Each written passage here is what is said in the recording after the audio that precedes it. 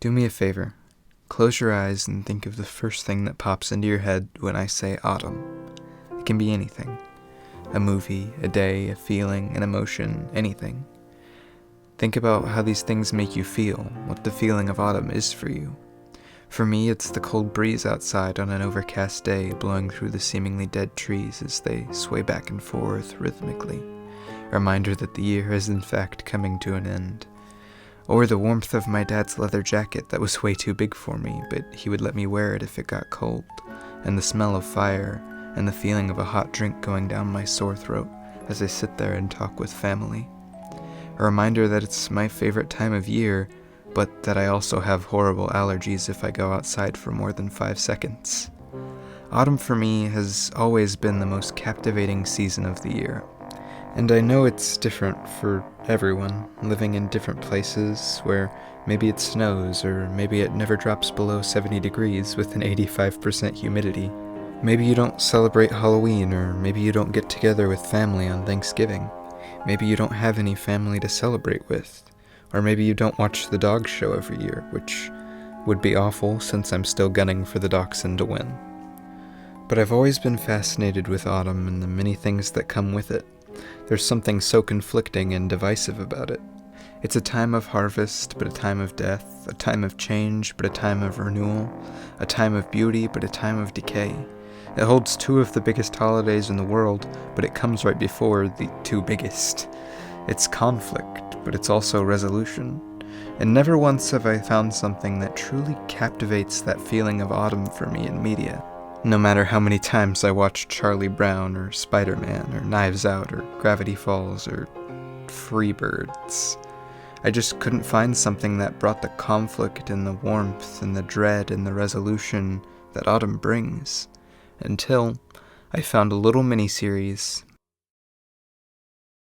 Over the treetops and mountains, over the blackened ravines, then softly it falls by a house near a stream, and over the garden wall to thee.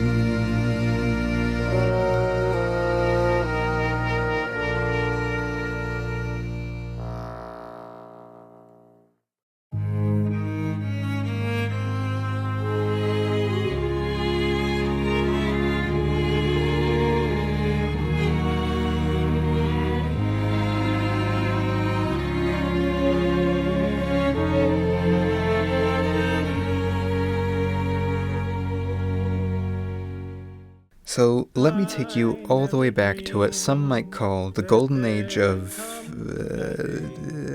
viral videos, 2006, and to a guy that if you grew up in the early 2000s like I did, you've probably heard of, Patrick McHale. At the time, Mr. McHale, age 23, had just graduated from the California Institute of the Arts with a BFA or Bachelor of Fine Arts in character animation, along with some other young up-and-coming animators that he would end up working with. Around this time, now animation powerhouse Cartoon Network, well, I feel like we're kind of getting back to them being not that big. I mean, like, what's new coming out from Cartoon Network? A new Thundercats show, Steven Universe, Power Players, Bakugan Battle Planet. They're still making Bakugan stuff? Man, that really takes me back. You can choose from your collection. The Battle Brawl is on. Cartoon Network in 2006 had just come off some of their biggest shows at the time, and were looking for new ideas, as a lot of their new ideas were falling through, such as Tickle You, a preschool-focused segment that would play such gems as Gerald McBoing Boing, Harry and his bucket full of dinosaurs, and the ever-amazing Peppa Pig. Can you whistle, Susie? No. Oh, good.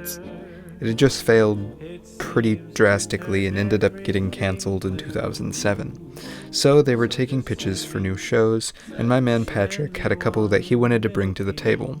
The first one being a sci-fi show called Space Planet, described as a quirky cosmic opera with deeper philosophical themes, and the other being a dark fantasy show about two brothers, Walter and Gregory, who accidentally get on a train headed for the afterlife and end up in the mysterious in-between, where a devil named Scratch tricks the younger brother Greg into making a deal to look for a book of forgotten stories called the Tome of the Unknown, which coincidentally happens to be the show's name as well. Cartoon Network took interest in both projects with some slight changes, wanting to make a short pilot for Space Planet, but make Tome of the Unknown into a feature-length movie. While all of this went into early development, McHale also got a job working as a writer and storyboard artist on another Cartoon Network show, The Marvelous Misadventures of Flapjack, alongside college buddy Pendleton Ward. Also around this time, Pendleton, or Penn Ward, along with some others from CalArts, made several shorts for NICKTOONS Network, a competitor to Cartoon Network, including one called a name that might sound pretty familiar to a couple people, Adventure Time. The Adventure Time short ended up becoming a really big hit and becoming one of those viral videos that the early 2000s were apparently known for. The year was now 2009, and neither of Patrick's ideas had gone past storyboarding and early planning, and Penn, having now been denied multiple times by NICKTOONS to make Adventure Time into a full show, which I'm sure they're not sorry about at all now, went to Cartoon Network with the show idea, which they readily picked up. And now with his show getting picked up, Penn gathered pretty much everyone he went to college with to make this show, including our good old pal, McHale. Patrick put both of his personal projects on hold to work on Adventure Time, and many of Adventure Time's characters and early ideas were actually inspired by the work Patrick had done on Space Planet. In 2010, the show premiered and ended up being a huge success, as most of you should probably know. And it wasn't until 2011, 5 years later, that Patrick would take his idea back to Cartoon Network, having dropped Space Planet entirely, and having made major changes to Tome of the Unknown that would make it more like what we have today, making it much less scary and graphic, getting rid of Scratch, changing Walter to Wood and then ultimately to Wirt, changing Beatrice from a bee to a bluebird to fit the more autumn aesthetic, and changing the in-between to the now well-known Unknown. It also had officially been decided to not be made into a movie because McHale thought the story needed to be more episodic, so like most shows starting out, they needed to make a short before the show got officially greenlit. Patrick originally pitched a story that followed a similar plotline to our now Chapter 7 The Ringing of the Bell, but with several changes to the beginning and the end. But Cartoon Network thought this would have been too scary, and it got changed into what we have today, Tome of the Unknown, Harvest Melody.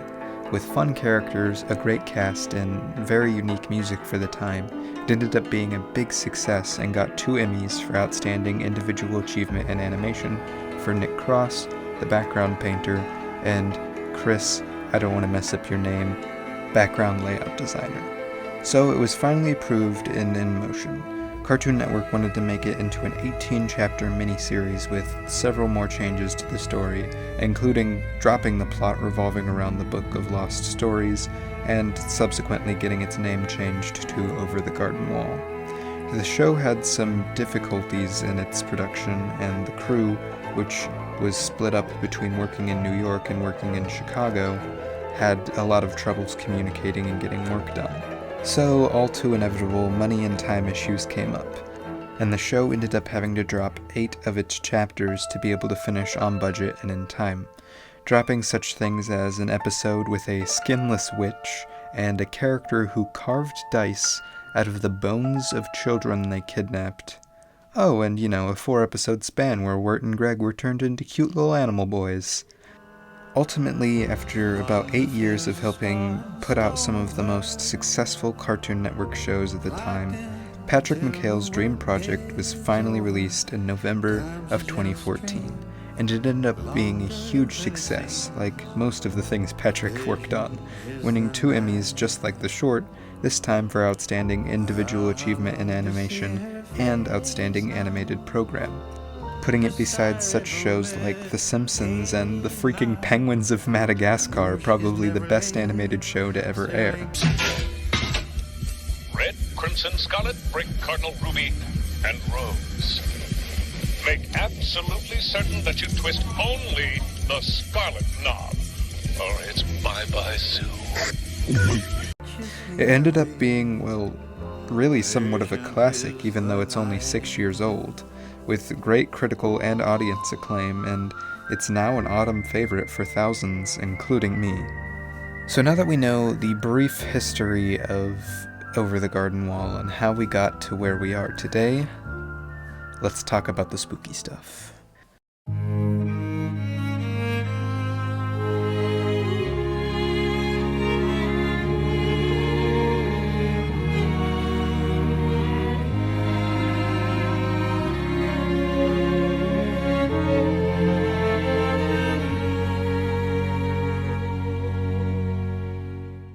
For this video, we're going to look at the very beginning. Well, not the very, very beginning, since for my sanity's sake, we're not going to go over the short at all. But we're going to start with Chapter 1, The Old Grist Mill. We open up on the Cartoon Network logo, so we kind of know what kind of show we're in for. And then we hear music. Classical music kicks in as a frog at an old piano spins through the darkness. And then a deep voice comes in singing something reminiscent of an old folk song with a dark and serious tone, but yet there's still something very comforting about the music. We start to see something come on the screen, cropped almost to the shape of an eye. Flashbacks, flash forwards to things we've never seen before, but that give off oddly familiar vibes, but also that leave us uneasy with the imagery and the lyrics of the song.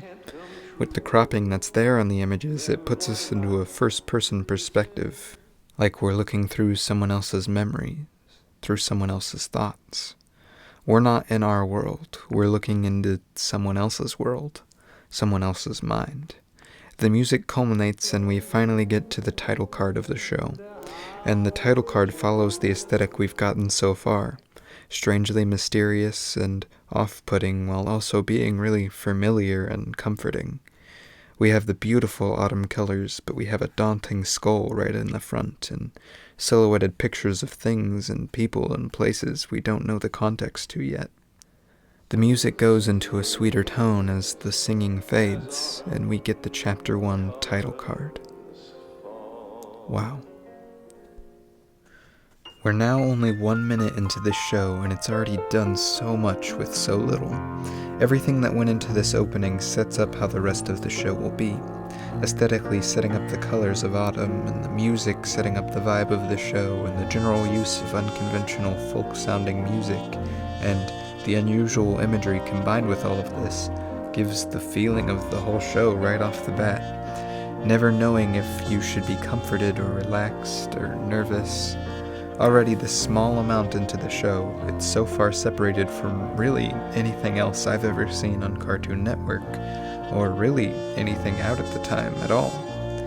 It's new, it's unusual, it's unexpected, it's unknown. As we go on, a deep voice comes in on nothing but a black screen. As the voice starts to narrate, you get reminded of old fairy tales. You start to see faint glimpses of things, and you find out that it's not just a black screen. It's actually a dark wood that we're tracking through. As we start to see more and more detail of the trees we're being brought into, we stop on a shot of a bird. Everything is a silhouette.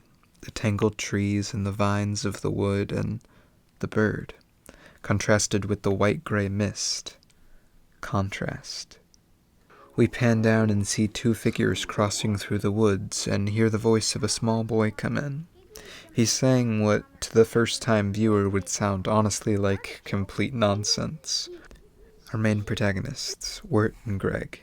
And just as Greg with his teacup and frog is about to finish his long rant about names for his frog, Wirt with his cone-shaped hat interrupts him. They stop and we cut to a wide shot. Eerie music kicks in as we realize that they're just realizing that they're lost. They don't know how they got here or where they are. The creak of a tree, the hoot of an owl, the chirping of an evil squirrel. Wait a minute, is Is that a little bow tie? Do these evil red-eyed squirrels have little bow ties? That's amazing. I actually just noticed that while writing this script. But anyway, the point is, this forest, this unknown, isn't a friendly place. Forests and media can often either be places of fun and opportunity and growth, or creepy and mysterious and represent death. And this leans definitely into the creepy, unfriendly side of things. The lighting stays barely bright enough for us to see the main characters. They don't know how they got here, and we don't know how we got here. Wirt is freaking out, but Greg doesn't seem concerned in the slightest. In fact, he seems more concerned about giving his frog a name than figuring out where they are. But he also listens to pretty much anything Wirt says, so when Wirt mentions it, he starts making a candy trail and starts to look for help. Wirt, to contrast with Greg, is unsure and extremely nervous about everything, even the stuff he says to Greg. They then hear a man chopping down trees in the woods, and Wirt immediately assumes the worst about him and is scared, whereas Greg wants to go and ask him for directions. The woodsman leaves, and to really hammer in Wirt's character and the contrast between Wirt and Greg, Wirt immediately asks if they should have gone and asked him for directions. Contrast. Only a little over 2 minutes in, and we have almost got all of our main players, Wirt, Greg, the woodsman, and the beast counted as the trees and the lantern. And just a couple seconds after this, we get to see the very bird that we saw in the first shot, the bird that was following them the whole time, though we and the characters don't know it yet. Beatrice, a talking bluebird, which to us seems extremely normal as the show has given off mostly fairy tale vibes, and fairy tales with talking animals have been baked into our minds since before we could even read. But in this short little interaction, we learned something extremely important. Wirt and Greg, despite seemingly being dressed for a fairy tale setting, aren't from a fairy tale, or at any rate, not from this fairy tale. This is not their world. They're almost as shocked, or at least Wirt is almost as shocked the bird can talk as we would be. And to set up that separation even more, Wirt makes a scientific comment about how birds' brains just aren't big enough to process speech, setting up that Wirt is smart or nerd-esque, and that they're pretty much going to throw science out the window in the unknown. As this interaction is happening, the woodsman overhears them and comes up scaring away Beatrice, and does literally the worst job ever of coming off as not a threat to these kids. Like, literally the worst job ever. And with Christopher Lloyd making his first full voice appearance, I'd like to shout out the whole cast of this because they do an absolutely amazing job, and it was honestly one of the biggest reasons I turned this on in the first place. They have a brief conversation doing more to set up the big thread of the story with the beast, and to set up the boy's main motivation, trying to get home, trying to get out of the unknown. Like autumn breeze constantly pushing and pulling, the in-between, the unknown. The woodsman takes them to the mill where he lives, all while Greg continues his candy trail and Wirt still thinks the worst and is trying, but failing, to plan for it. All while the woodsman keeps on giving off creepy vibes and saying creepy lines that is doing just the worst job at making him not look like the beast later on. Man, this show does so much with such a little amount of time.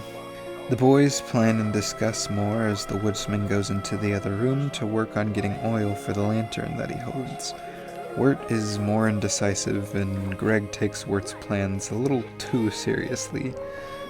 But eventually, Wirt gets annoyed with Greg and sends him out to go looking for his frog, which has mysteriously gone missing. Which, I mean, come on, Wirt. The woodsman just has given you 1 billion warnings about the beast, and you let your younger brother go out by himself in a place you've never even been before. Dang.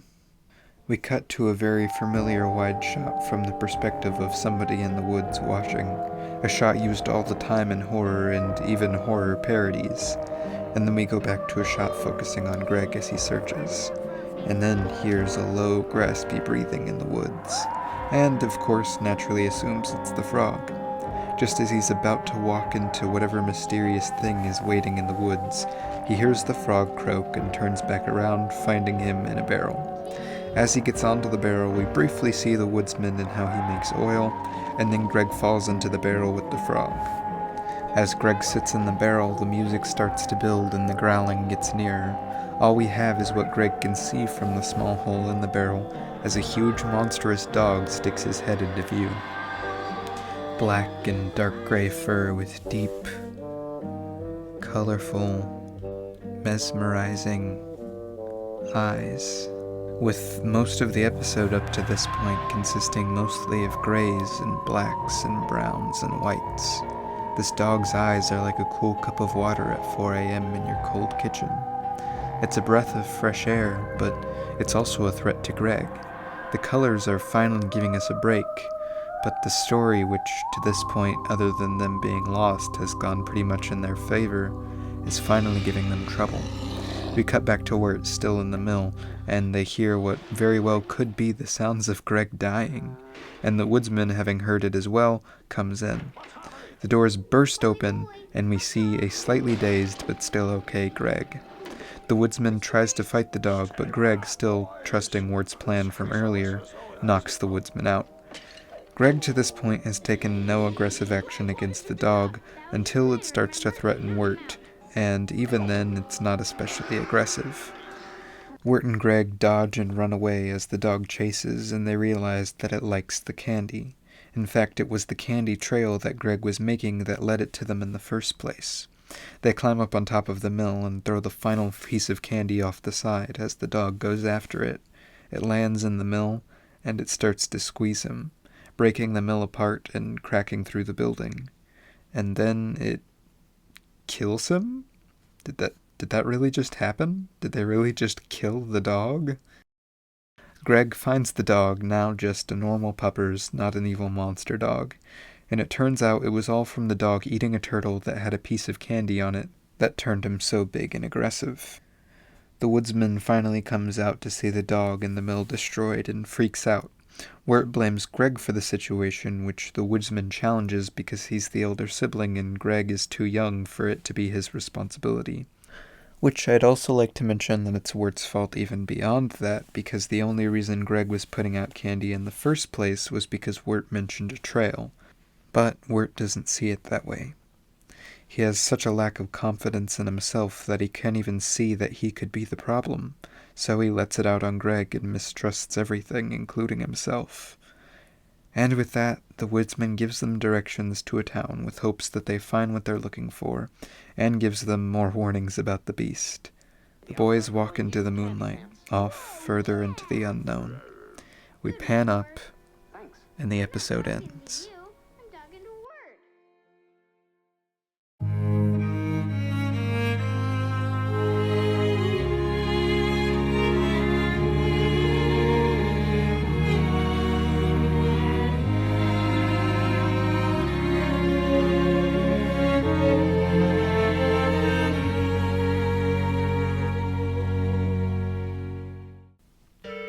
Cold breeze, rustling leaves.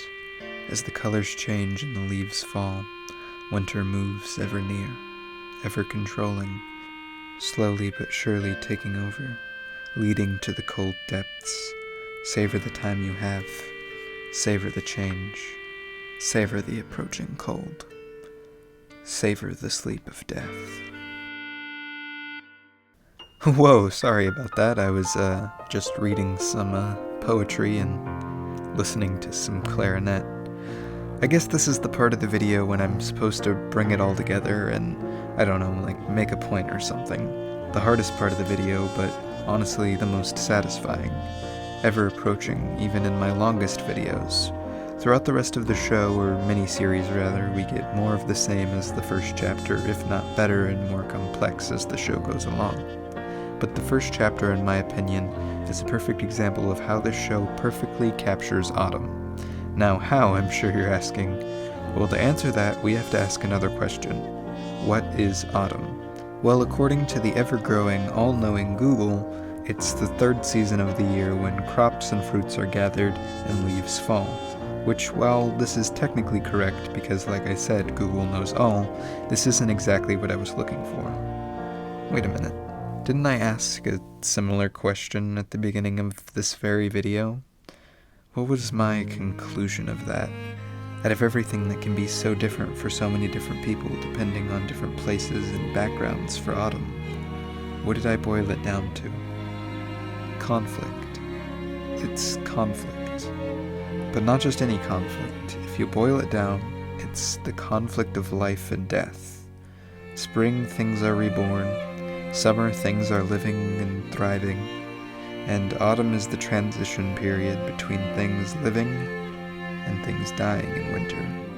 In my opinion, autumn is the most beautiful month for plants and nature, but they're also all essentially dying, leading towards the inevitable winter, the inevitable death. We've lost a lot of the concept of winter meaning death in modern society. We now have technology to keep us safe and warm with lots of food and medicine, so winter is really just like any other season for most people around the world, if not a lot of people's favorites with the holidays that come with it. But before we had all this, and in a time period that the unknown seemingly seems to be set in, winter would be something that people dreaded. It killed thousands from cold and sickness and lack of food.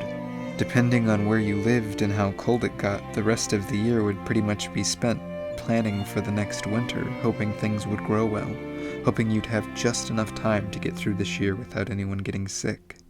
The cold always comes. Autumn is stuck right between life and death, just like the show itself takes place in the unknown, the embodiment of that. It's revealed later on in the show that the unknown and everything that took place in the show was all happening while Wirt and Greg were drowning.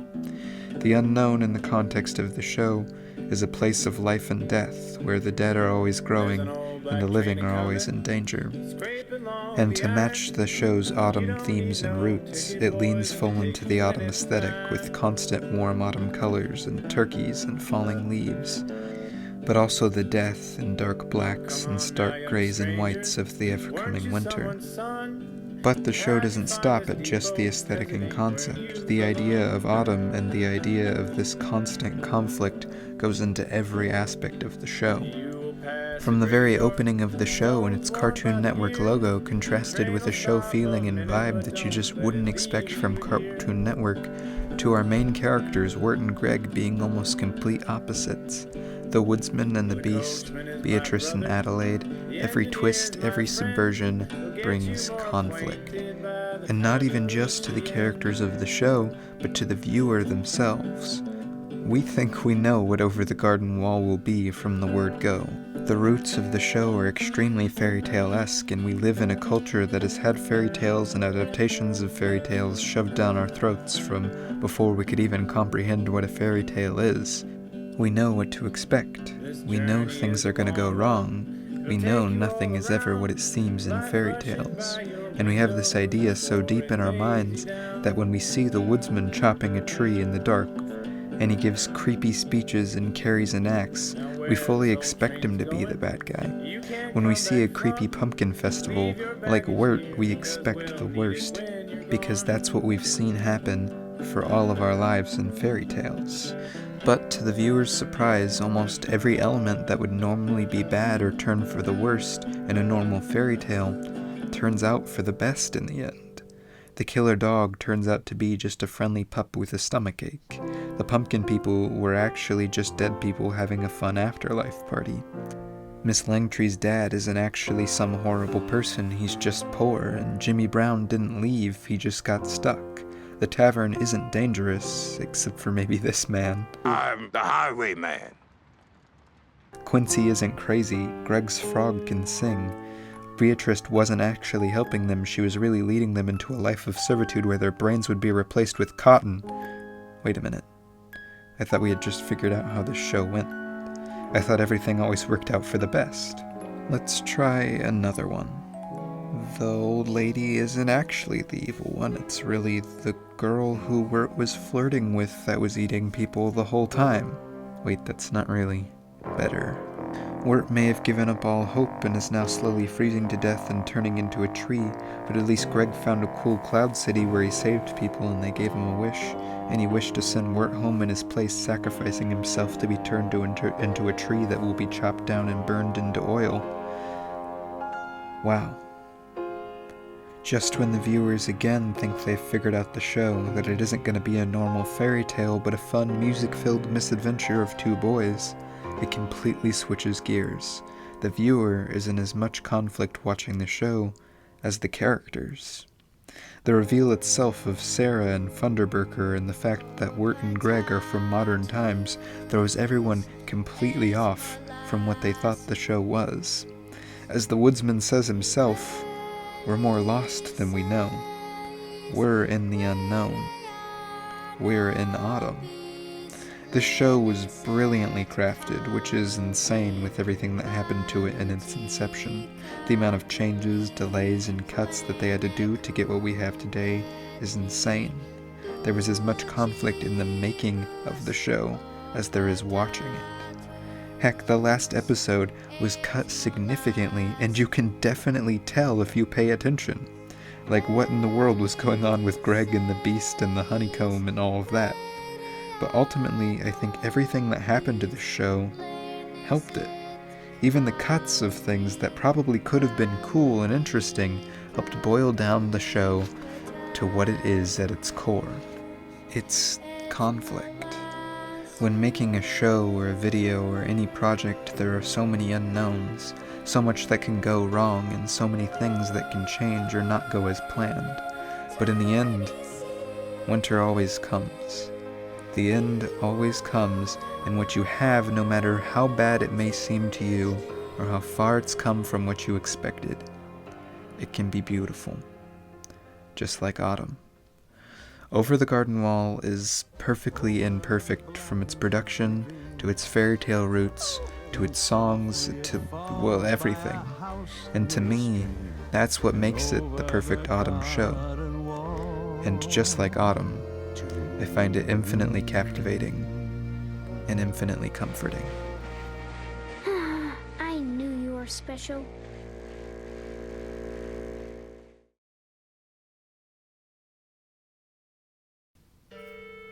The snow-covered houses, smoke from the chimneys, families gathered, setting up the festivities.